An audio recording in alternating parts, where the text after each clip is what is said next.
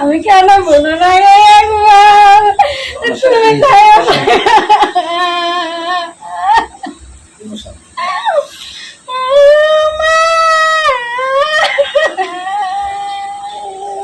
ওটা আমার ফুফাইতো বোন, যখন ঝুলবে তখন দড়িটা কষে যাবে, কিছুই হয়নি। কি মনে হচ্ছে? ওরা মেরে ফেলেছে।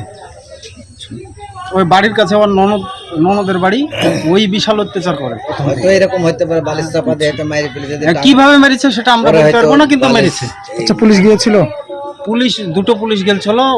ও ঘরে যায়নি, যে ঘরে গলায় দড়ি দিয়েছে সে ঘরে যায়নি। লাশটা তুলে নিয়ে সঙ্গে সঙ্গে চলে এসেছে। এখন কি চাইছেন আপনারা? এখন চাইছি আমরা সঠিক সিদ্ধান্ত, আইন করুক এবং তার সাজা হোক। আপনার নাম? হানিফ শেখ।